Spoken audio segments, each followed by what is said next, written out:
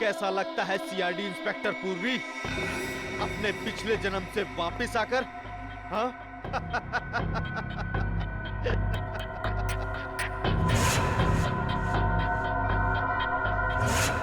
तुम तो वही हो ना जो तिलोत्तमा के शो में आए थे? अरे वाह, क्या बाज नजर है। तुम्हारी नजर को तो मानना पड़ेगा। हाँ? एक ही नजर में पहचान गई। तिलोत्तमा खुद मुझे पहचान नहीं सकी थी। वाह भाई वाह। तिलोत्तमा? वो तुम्हें पहले से जानती थी? हाँ, काफी लंबी कहानी है। ऐसे बताऊंगा ना तो मजा नहीं आएगा। क्यों ना हम एक खेल खेलते हैं? हाँ? कैसा खेल?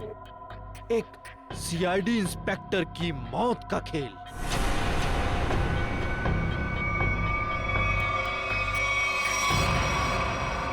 जी साहब।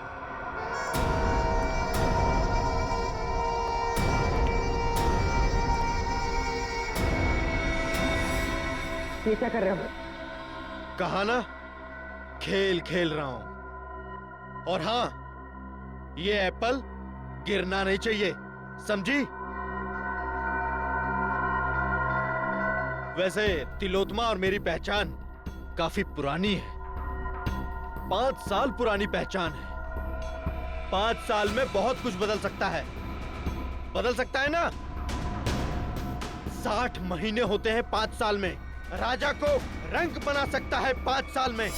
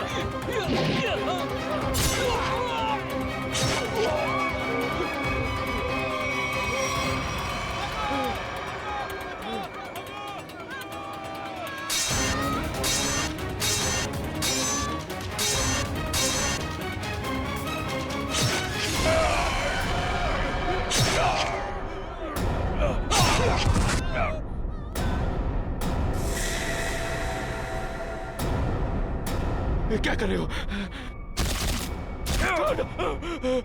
क्या? नहीं! राजकुमारी, पकड़ो इन्हें! पकड़ो!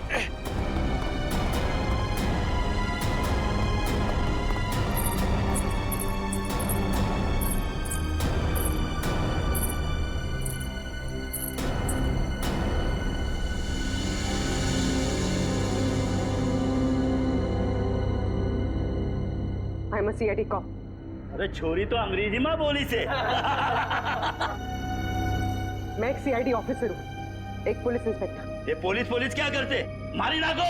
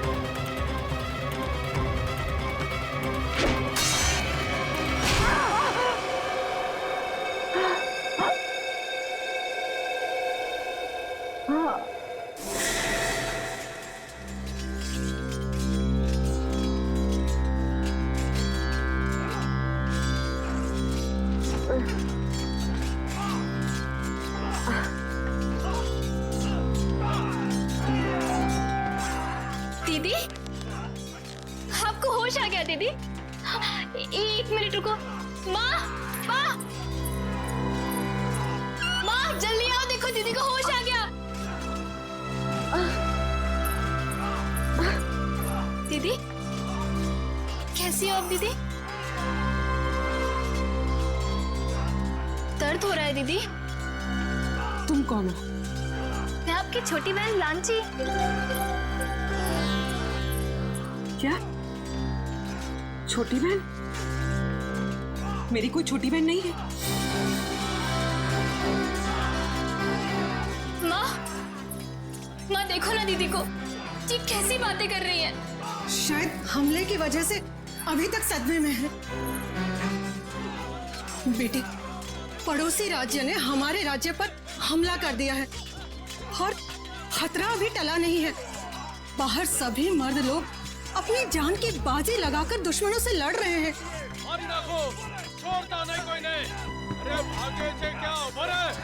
पड़ोसी राज्य हमला, ये सब क्या है? मेरे कुछ समझ में नहीं आ रहा। और आप कौन है? मैं कौन हूँ? अपनी माँ को भी नहीं पहचानती तू। माँ? आप मेरी माँ कैसे हो सकती है? मैं तो आपसे पहली बार मिल रही हूँ। ये तुझे क्या हो गया राजेश्वरी? क्या हो गया तुझे? राजेश्वरी कौन है? मैं पूर्वी हूँ, कोई राजेश्वरी नहीं। माँ, मुझे लगता है दीदी के सर पे बहुत गहरी चोट आई है, तभी वो अपनी याददाश्त खो बैठी है।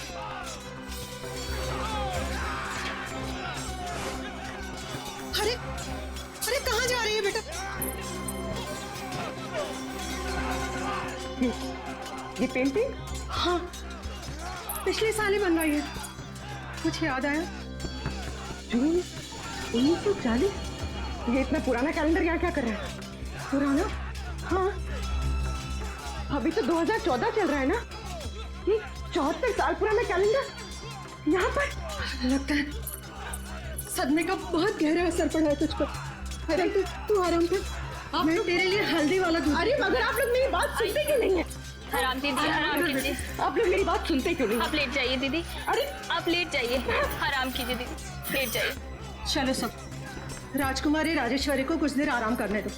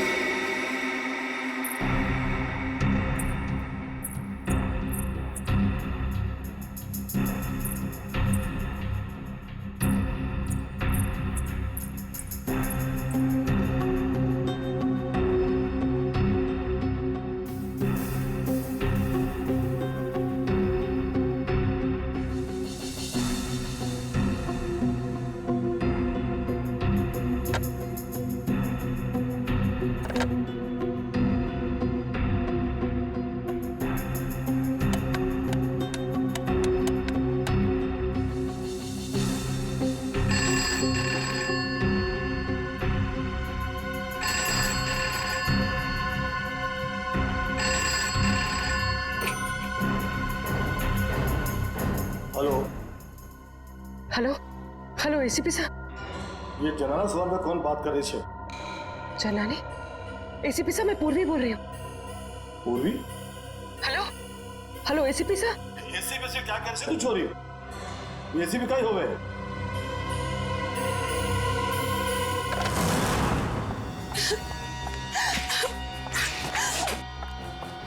कोई मेरी मदद करो, प्लीज मेरी मदद करो। मैं बहुत बड़ी मुसीबत में हूँ। बैठे बैठिए, बैठ, पानी लेगा।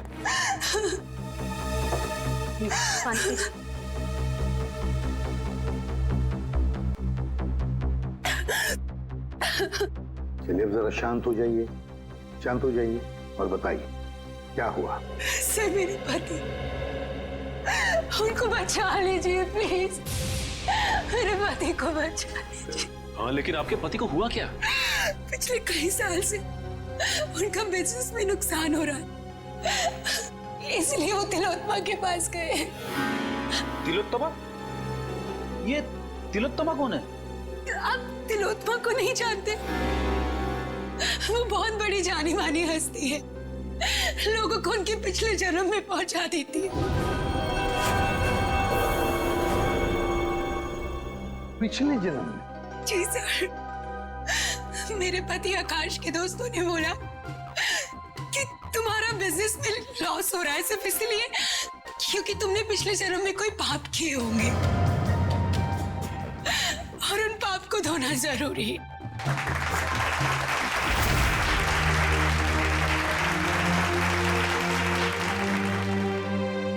हर इंसान के जीवन में एक वक्त ऐसा जरूर आता है जब उसे अपने अतीत में कदम रखना पड़ता है, क्योंकि जिस तरह से आटे के अवगुणों को ठीक न किया जाए तब तक रोटियां अच्छी नहीं बन सकती।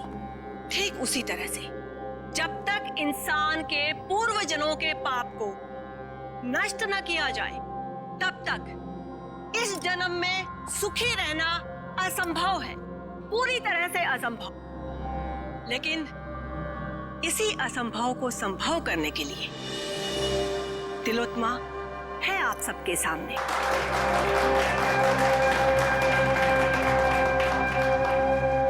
तो आज जिस इंसान को अपने पूर्व जन्म के पाप धोकर इस जन्म को सुधारने का मौका मिला है, उसका नाम है आकाश।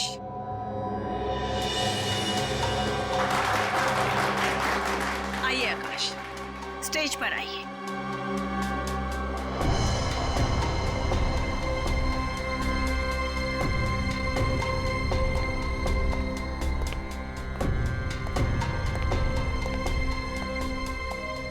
हाँ आकाश जी, आपको इस जन्म में क्या तकलीफ है?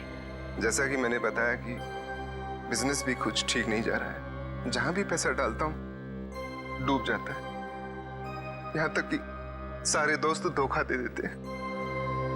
अगर ऐसे ही चलता रहा तो शायद कुछ दिन में घर बेचना पड़ेगा। नहीं नहीं, चिंता की कोई बात नहीं है। तिलोत्मा के रहते ऐसा कुछ भी नहीं होगा। आप जिस जगह पर आए हो ना, ये बहुत ही कम खुश नसीब लोगों को नसीब होती है। जाइए, अपने पिछले जन्म में जाकर अपने पापों के घड़े को खाली करके आइए, फिर उसके बाद देखिएगा कामयाबी कैसे आपके कदम चूमती है। जी, मैं जाने के लिए तैयार। ठीक है, आप वहां कुर्सी पर जाकर बैठ जाइए।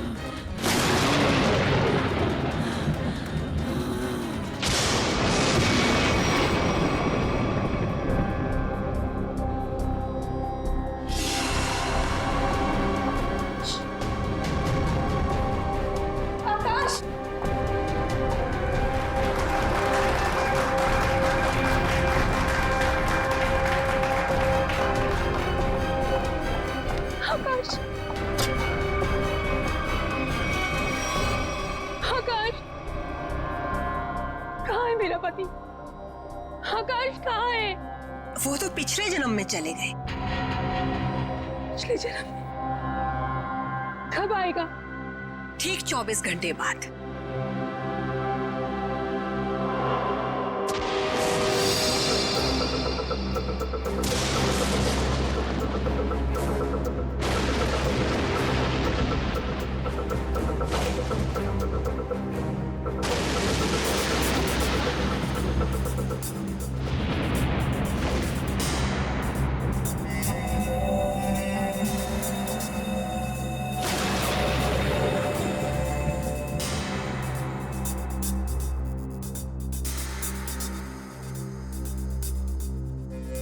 मनुष्य खुद नहीं जानता कि वो पिछले जन्मों में क्या कर्म करके आया था। चोरी, डकैती जब तक मनुष्य अपने अंतर्मन में झांक कर नहीं देखेगा, तब तक उसे अपने पिछले कर्मों का एहसास कैसे होगा? और जब तक अपने पिछले जन्म के कर्मों के बारे में इंसान नहीं जान पाएगा, तब तक कर्मों को सुधारेगा कैसे?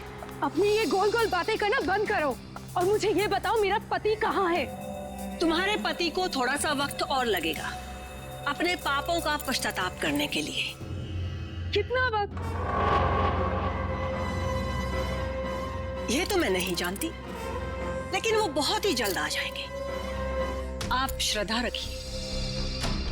उसने तो सिर्फ 24 घंटे कहा था, पर अभी तो पूरे 48 घंटे हो चुके हैं।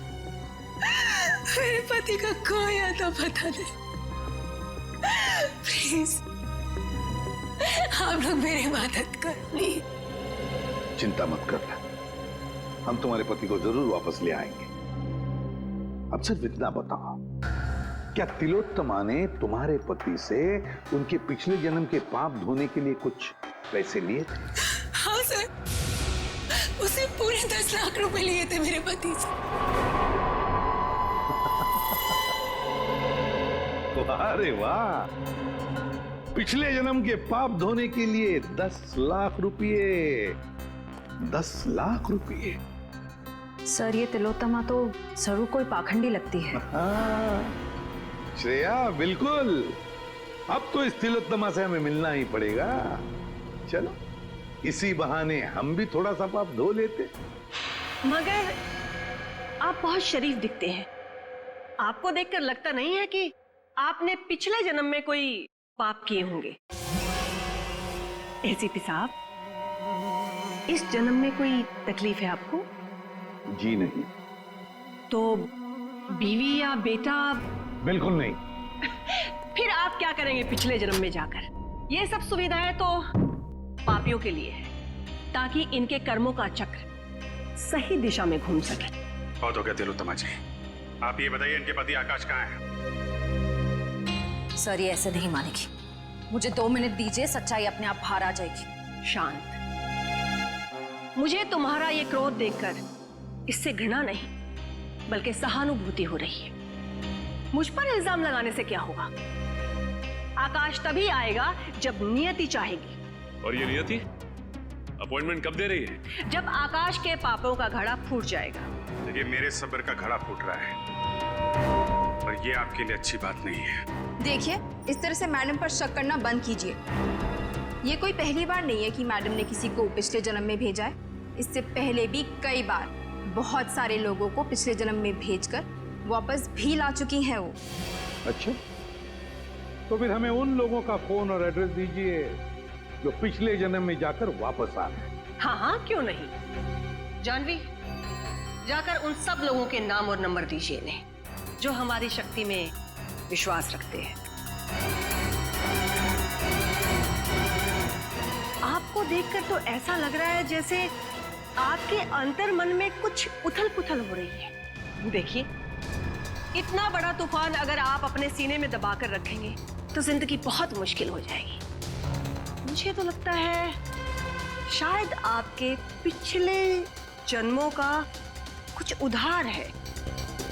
आप जाना चाहेंगे पिछले जन्म में? सिर्फ पिछले जन्म का नहीं, इस जन्म के भी कई पाप उधार है मेरे। और सीने में ये तूफान इसलिए है ताकि समाज को आप जैसे लोगों से बचा सकूं। और एक बात याद रखना, अगले 24 घंटे में आकाश वापस नहीं आया तो तुम्हारे ये तंबू उखाड़ के सड़क पे रख दूंगा, समझे आप? ये लीजिए। मोहन प्यारे,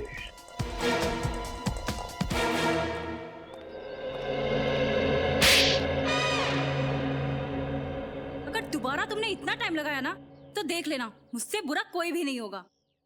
अंदर तो आग लगी हुई है।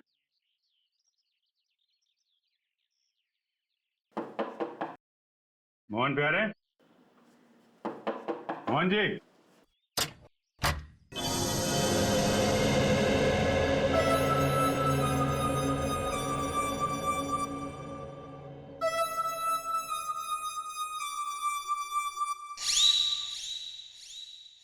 आप लोग कह रहे जी हम लोग सीआईडी से।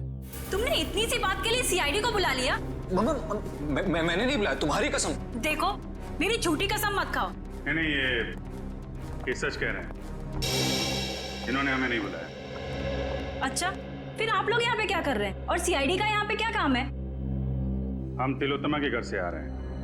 उसने हमें बताया मोहन जी आप पिछले जन्म में गए थे। क्या ये बात सच है?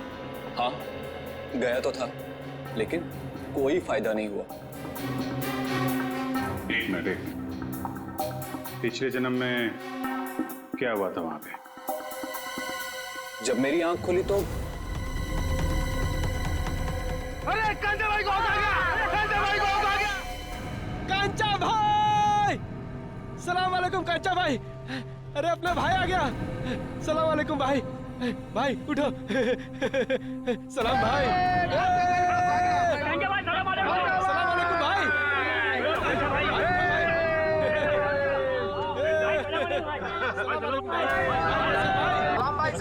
ये मैं कहाँ आ गया? ये सब लोग मुझे कांचा भाई क्यों बुला रहे हैं? मेरा नाम तो मोहन प्यारे है ना।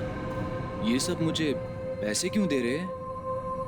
ये लोग मुझसे ऐसे क्यों बात कर रहे हैं जैसे मैं कोई गुंडा वुंडा हूँ? क्या कांचा भाई, कैसा है तबीयत पानी?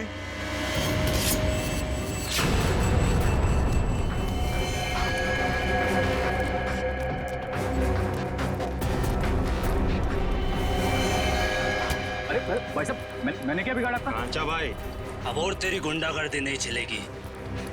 अब तो गया। भाई साहब रुकिए, मैंने क्या बिगाड़ा था?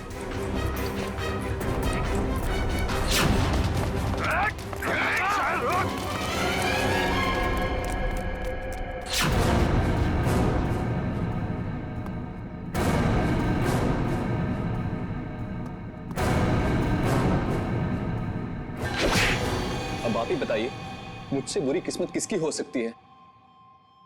यहां भी पिटता हूं और पिछले जन्म में भी पिट रहा था। क्या मेरे प्यार से मारने को तुम पीटना बोलते हो? देखिए मोहन जी, ये बताइए कि पिटने के बाद आप यहाँ वापस कैसे पहुंचे? उसी टेंट से जिसके अंदर बिठाकर तिलोत्तमा ने मुझे पिछले जन्म में भेजा था। अच्छा, ये तिलोत्तमा ने आपसे कुछ पैसे लिए थे आपको पिछले जन्म में पहुंचाने के लिए? हाँ, पूरे 10 लाख रुपए उससे पीछा छुड़ाने के लिए, लेकिन कोई फायदा नहीं हुआ। मतलब लोग वाकई में पिछली जिंदगी में जा रहे हैं। इस बार मैं जाना चाहता हूँ अपनी पिछली जिंदगी में। मेरी पिछली जिंदगी की प्रेमिका आशिमा मेरे लिए राह देख रही है। हाँ नहीं, मैं जाना चाहती हूँ। नहीं नहीं नहीं, मेरे पास वक्त नहीं है। मेरी पुरानी प्रेमिका मेरी राह देख रही है। अगर मैं वक्त रहते नहीं पहुंचा तो वो मुझे छोड़कर हमेशा हमेशा के लिए चली जाएगी। हाँ, मेरा जाना ज्यादा जरूरी है, क्योंकि ये किसी की जिंदगी और मौत का सवाल है। नहीं नहीं, मैं पहले जाऊंगा। तर्क वितर्क की कोई आवश्यकता नहीं है। तिलोत्तमा आप दोनों को लेकर जाएगी पिछली जिंदगी में, लेकिन वो कहते हैं ना कि लेडीज फर्स्ट।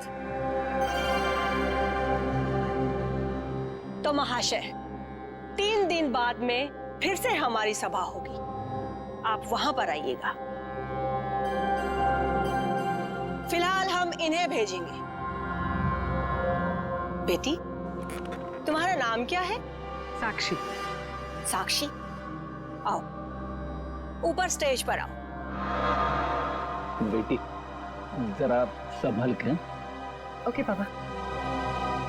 सर आप रेडी? पूर्वी स्टेज की तरफ जा रही है। स्टेज पे जा रही है? ठीक है, अब देखते हैं ये तिलोत्तमा पूर्वी को बाहर कहां से भेजती है। Yes sir. तुम सब लोग तैयार रहना, पूर्वी स्टेज पर जा रही है।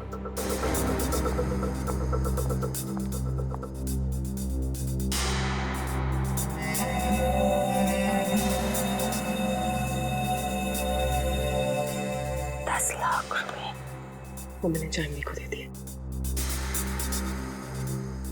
जाओ बेटा, अंदर कुर्सी पर जाकर बैठो।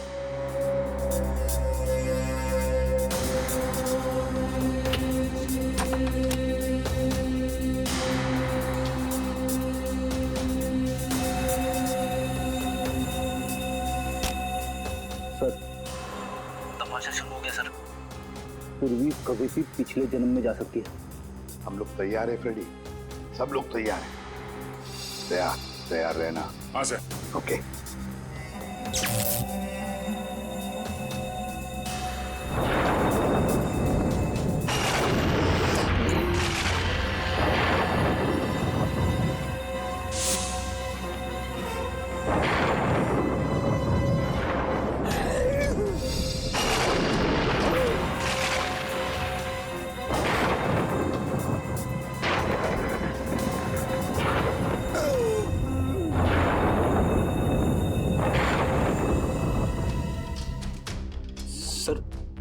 क्या हुआ?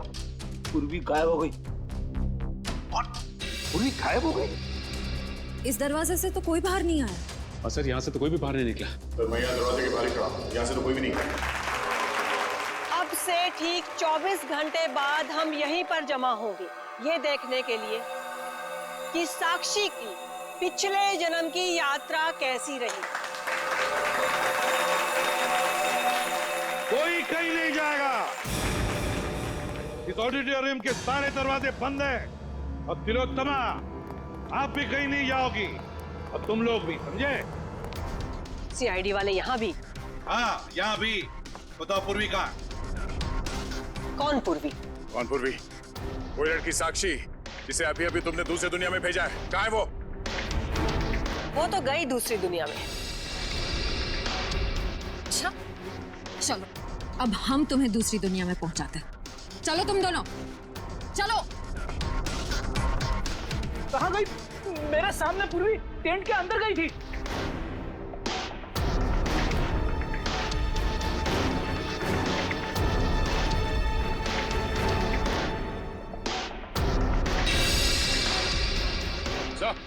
आजा। ये देखिए सर, ये पाइप इस कैबिन के अंदर जा रहा है। पैसे से कोई गैस छोड़ी गई थी अंदर। और गैस से पूर्वी को बेहोश किया गया और फिर गायब किया गया। सर, हाँ, क्या? सर ये स्टेज की ये जगह खोखला लग रहा है सर, देखो जरा।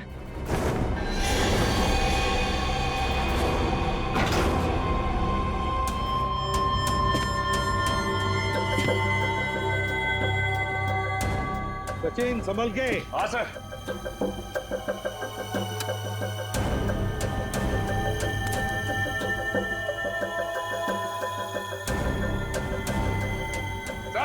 हाँ सचिन, सर ये स्टेज वाला रास्ता ड्रेनेज पाइप में आके खुलता है सर। लीजिए, देखो किस तरफ जा रहा है। हाँ सर।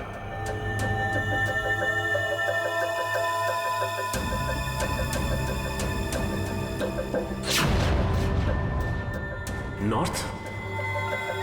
सर ये ड्रेनेज पाइप तो नॉर्थ की तरफ जा रहा है सर। ठीक है, एक काम करो, तुम आगे बढ़ो, हम तुम्हें बाहर से फॉलो करते हैं।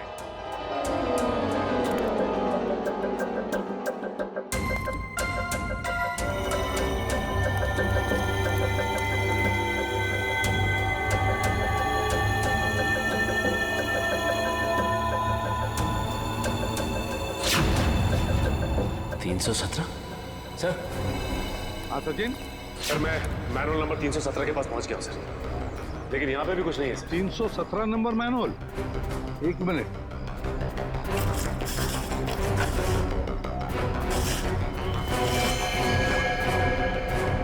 हाँ सचिन, हम भी 317 मैनुअल के ऊपर ही हैं।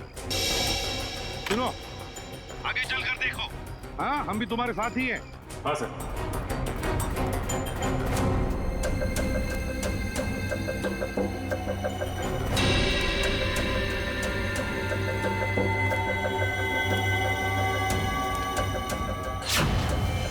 पूर्वी का मोबाइल? पूर्वी, पूर्वी।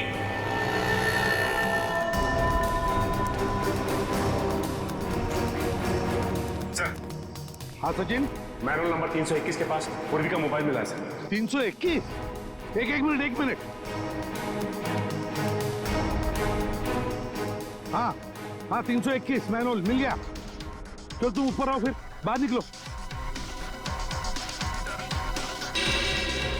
सर, ये रहा पूर्वी का फोन सर। पूर्वी का फोन यहाँ पर मिला, इसका एक ही मतलब है सचिन कि पूर्वी को यहीं से ले जाया गया, यहाँ से। सर, आपको मेरे पति आकाश के बारे में कुछ पता चला? नताशा, तुम यहाँ क्या कर रही हो? सर, आप बताइए, मैं क्या करूं? घर बैठे बैठे मुझे आकाश की चिंता सताई जाती है। हाँ दुष्यंत, बोल। अच्छा,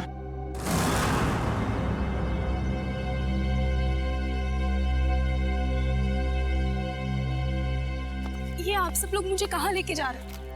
कोई कुछ बताता क्यों नहीं है? ये भीड़ कैसी है यहाँ पर?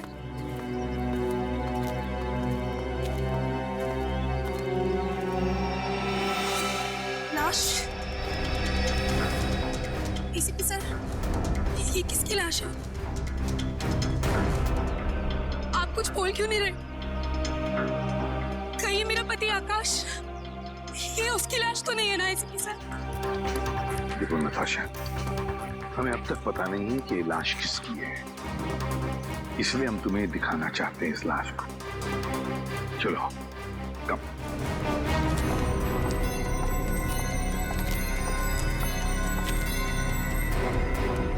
बस, आपने अजीब ढंग से मारा इसे।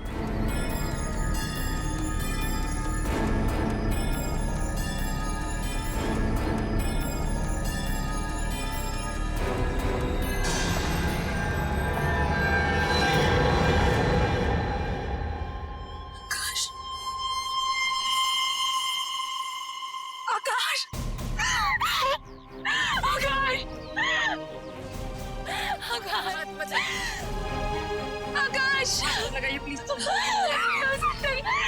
आकाश, संभालिए अपने आप को, संभालिए।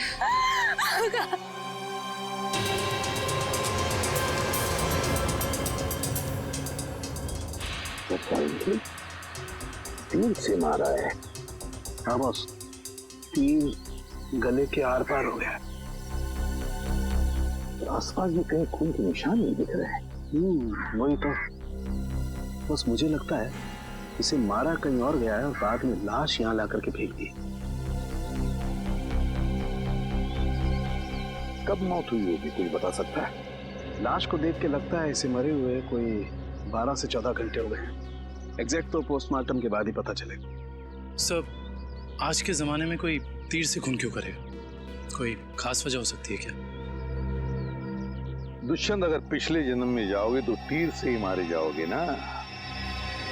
अब वजह क्या खास थी, ये तो तिलोत्तमा ही बताएगी। मेरे लिए तो ये सिर्फ एक इन्वेस्टमेंट है, पैसा कमाने का जरिया।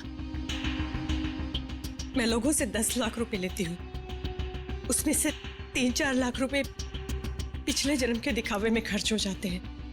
मतलब? जी, जिस तरह से फिल्म और टीवी सीरियल्स वाले नकली सेट बनाते हैं, नकली आर्टिस्टों को हायर करते हैं, मैं भी बिल्कुल वैसे ही करती हूँ। और जिन लोगों को मैं पिछले जन्म में भेजती हूँ, उन सबको वो सब कुछ सच लगता है। शर्म आनी चाहिए तुम्हें, लोगों की भावनाओं के साथ इस तरह खेलते हुए। मेरे पास तो सिर्फ वही लोग आते हैं जिनके पास बहुत ज्यादा पैसा है, और पिछले जन्म में जाने के बाद वो दान करते हैं, पूजा पाठ में ध्यान देते हैं। और कुछ लोगों को तो साइकोलॉजिकल ये भी फील होने लगता है कि उनकी जिंदगी पहले से ज्यादा बेहतर हो गई। अरे जिस धंधे की नींव छूट पर रखी हो, वो धंधा कभी सही हो ही नहीं सकता, समझे? बताओ, क्यों मारा तुमने आकाश को? सर, मैंने नहीं मारा आकाश को। हाँ, तुमने ही मारा है आकाश को। नहीं सर, मैंने नहीं मारा, विश्वास कीजिए मेरा, मैंने बिल्कुल भी नहीं मारा उसे। मैं ऐसे काम नहीं करती हूँ। ऐसा तो मेरे साथ पहली बार हुआ है। मैंने किसी को पिछले जन्म में भेजा हो और वो इंसान मारा गया हो। सर, मुझे लगता है कोई मुझे फंसाने की कोशिश कर रहा है। सर, अगर कोई वाकई से फंसा रहा है, फिर तो पूर्वी की जान भी खतरे में। पूर्वी कहाँ है इस वक्त? कहाँ है पूर्वी? पूर्वी, पूर्वी, पूर्वी, कहाँ चले गए सब लोग? पूर्वी, उन सबको तो यहीं पर होना चाहिए था। तुम सब लोग कहां पर हो? बाहर निकलो। सारा सामान टूटा और बिखरा पड़ा। ये सब तो हमारी स्क्रिप्ट का एक हिस्सा था, लेकिन पहले कभी ऐसा नहीं हुआ। वो लोग बिना बताए कहीं नहीं गए। आज पता नहीं कैसे चले गए। हवेली का कोना कोना ढूंढो। पूर्वी, पूर्वी, पूर्वी।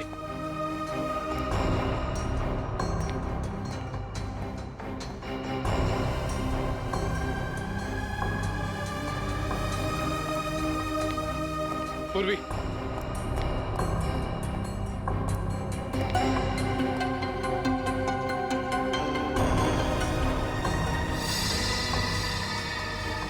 सर,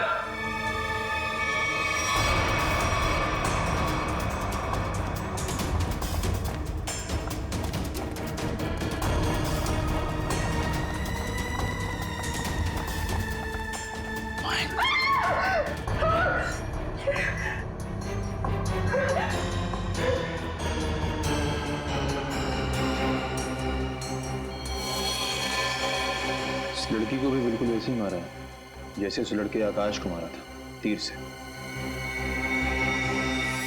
कौन है? ये लांची है। इस ड्रामे में पूर्वी की बहन का किरदार अदा कर रही थी। इसका मतलब तुम्हारे एक्टर्स में कोई तो है जिसने ये गद्दारी की है, और जो लांची को मार के बाकी सबको अपने साथ ले गया। नहीं, वो सब वफादार थे, तभी तो इतने वक्त से मैं गुप्त रूप से ये सब कर पा रही थी। इस हवेली के ड्रामे में जितने भी एक्टर्स थे उन सबके मोबाइल नंबर्स चाहिए मुझे।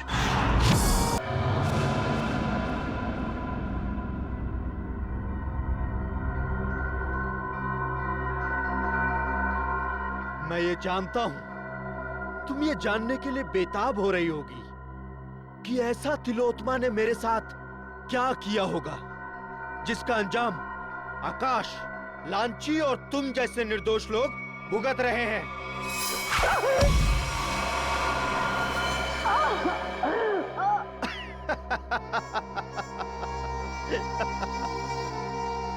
एक वक्त था जब मैं भी लोगों को तिलोत्मा की तरह ठगा करता था, उन्हें झांसा देकर कि मैं उन्हें उनके परिवार वाले, उनके रिश्तेदारों से फिर से मिलाऊंगा, मरे हुए परिवार वालों से।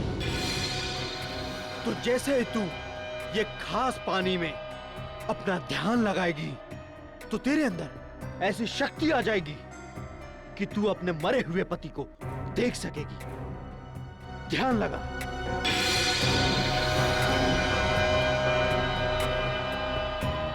ठीक से ध्यान लगाओ और ध्यान से।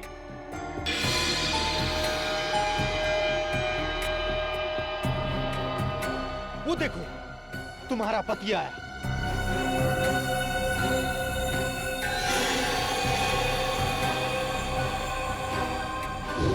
पता है फिर क्या हुआ? उसने मेरा भांडा फोड़ दिया, वो भी सबके सामने। कौन है ये? ये मेरा पति नहीं है। कौन है ये? ये तो क्या कह रही है? अरे ये तो फ्रॉड है, फ्रॉड। मारो इसे। लोग हंसने लगे मुझ पर, अंडे मारने लगे, जूते फेंकने लगे मुझ पर, टमाटर मारने लगे मुझे। देखो तुम्हारे साथ जो भी हुआ उसका वाकई मुझे बहुत अफसोस है, पर अब तुम्हारा बदला पूरा हो चुका है और लोगों को मार के तुम्हें क्या मिलेगा? जब तक मैं तिलोत्मा की जगहसाई होते हुए नहीं देख लेता, मैं चैन से नहीं बैठूंगा। तुम्हें क्या लगा मेरा निशाना खराब है? नहीं, ये तो सिर्फ एक खेल था, समय बिताने के लिए। अब तैयार हो जाओ। अब मेरी कहानी खत्म और तुम्हारा समय भी खत्म।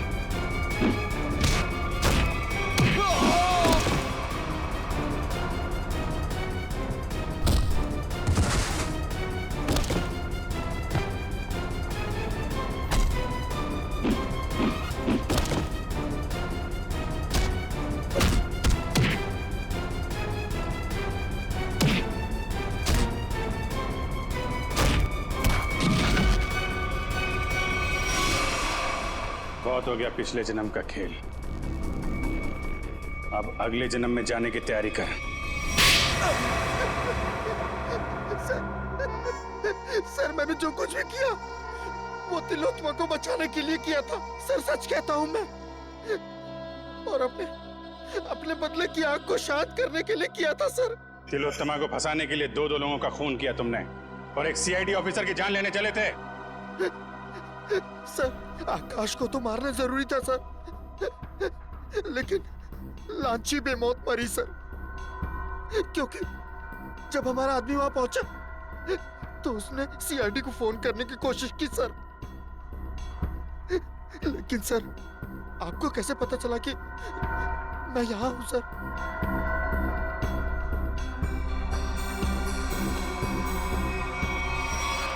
इंदिरा जी के जरिए। और आप कौन है? अपनी माँ को भी नहीं पहचानती तुम? इंदिरा, तुमने मुझे धोखा दिया है।